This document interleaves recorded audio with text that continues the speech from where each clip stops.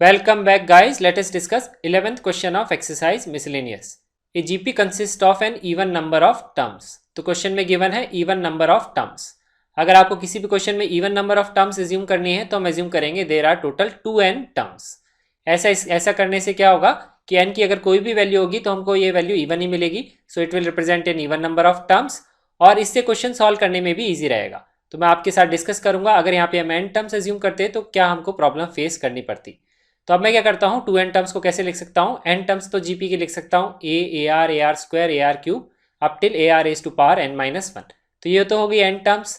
अब next term क्या लिखूंगा मैं, यहाँ पे ar raise to power n minus one की पावर इंक्रीज कर दूंगा 1 से. तो यहाँ पे स्टार्ट करेंगे तो ar raise to power n ar raise to power n plus one.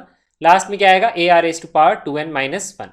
तो बेसिकली ये जो nth टर्म थी यहाँ पे था, यहाँ पे वैल्यू n थी. अब यहाँ पे 2nth टर्म में क्या आएगा, यहाँ पे वैल्यू 2n आएगी. So these are the 2n terms of the GP. अब हमें क्वेश्चन में इंफॉर्मेशन गिवन है सम ऑफ ऑल टर्म्स. तो इसका मतलब इन सारी टर्म्स को अगर मैं ऐड करूंगा तो एक जीपी इस तरह से बनेगी ए आर स्क्वायर. यहाँ पे कितनी टर्म्स होंगी, there will be 2n terms. मेरे को इनको ऐड करना है and it is equal to, इसको लिखेंगे हम इक्वल टू, वो क्या आएगा 5 टाइम्स. 5 टाइम्स मतलब 5 मल्टीप्लाइड बाय कौन सा number, the sum of terms occupying odd places.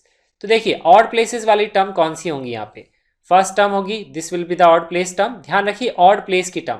तो फर्स्ट टर्म लेंगे हम, फिर हम लेंगे थर्ड टर्म, फिर हम लेंगे fifth term. These are the odd places terms. तो ये ऑड नंबर्ड टर्म्स हैं, ठीक है, ये ऑड टर्म्स नहीं है, these are odd places terms. तो इनको तीनों को ऐड करेंगे और नोटिस करिए इस तरह से हम ऐड करते जाएंगे. जो लास्ट वैल्यू होगी वो क्या होगी, 2n term, that is even number of term, even numbered term, not even numbered term. ठीक है, इसका मतलब सपोज 20 टर्म्स होती तो ये 20th टर्म होती. ऑड नंबर टर्म क्या होगी, ये वाली टर्म क्या होगी, ऑड नंबर टर्म होगी.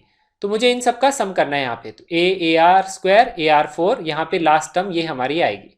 तो हमने इस तरह से ये इक्वेशन यहाँ पे बना ली. अब इस इक्वेशन को सॉल्व करके मुझे निकालना है कॉमन रेशो. तो ये हमारा क्वेश्चन है. अगर मैं सपोज यहाँ पे n टर्म्स अज्यूम करता तो उससे क्या होता, मुझे लास्ट टर्म लिखने में प्रॉब्लम होती. तो यहाँ पे तो n माइनस वन आता.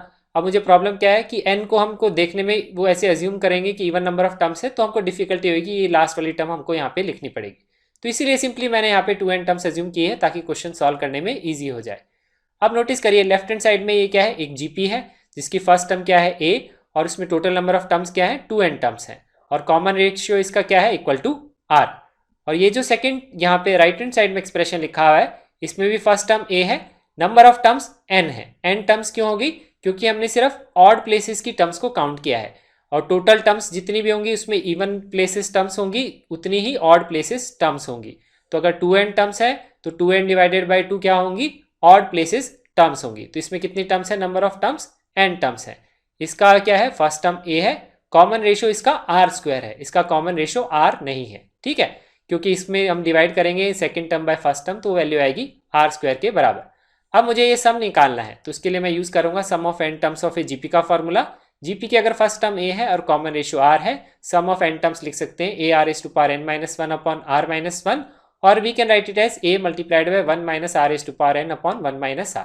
ये दोनों फॉर्मूले सेम है, इसमें आप -1 से मल्टीप्लाई कर दीजिए तो आपको ये फॉर्मूला मिल जाएगा. बुक्स में जनरली r ग्रेटर देन 1 और r लेस देन 1 में इस तरह से फॉर्मूला लिखा होता है, लेकिन मैथमेटिकली ये दोनों फॉर्मूले एग्जैक्टली सेम है. तो मैं यहाँ पे ये फॉर्मूला अप्लाई करूंगा.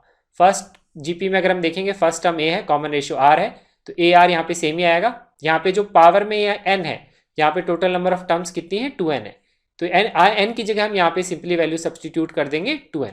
तो लेफ्ट साइड का एक्सप्रेशन लिख सकते हैं A R S to power 2n minus one upon r minus one. Right side में अगर हम नोटिस करेंगे फर्स्ट टर्म a है, कॉमन रेशियो r स्क्वायर है, नंबर ऑफ टर्म्स n है, तो यहाँ पे a ही आएगा, यहाँ पे n आएगा, लेकिन r की जगह यहाँ पे क्या आएगा, r स्क्वायर आएगा.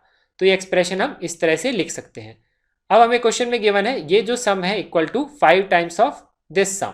तो इससे हम इक्वेशन क्या लिख सकते हैं, A R S to power 2n minus one upon r minus one, और ये 5 टाइम्स ऑफ दिस वैल्यू है और डिनोमिनेटर में r स्क्वायर माइनस वन है, उसमें मैंने a square minus B square का फॉर्मूला लगाया तो इसको लिखा r plus one multiplied by r minus one. अब यहाँ नोटिस करिए left hand side right hand side से a कैंसिल आउट हो जाएगा, r S to power 2n minus one भी कैंसिल आउट हो जाएगा और डिनोमिनेटर में r माइनस वन भी कैंसिल आउट हो जाएगा. तो अब हम इसको सिंप्लीफाई कर लेंगे, इसको यहाँ ले जाएंगे क्रॉस मल्टीप्लाई करके, तो इसको लिख सकते हैं r plus one equal to 5 और r की वैल्यू यहाँ पे आ जाएगी 5 minus one that is equal to 4. तो ये हमारा इस क्वेश्चन का आंसर है. यहाँ पे हमने एक इंपॉर्टेंट कॉन्सेप्ट सीखा कि अगर हमको even number of terms assume करनी है तो आप 2n टर्म्स एज्यूम कर लीजिए, क्वेश्चन को सॉल्व करने में और समझने में आपको आसानी रहेगी। Thank you so much for watching this video and have a nice day.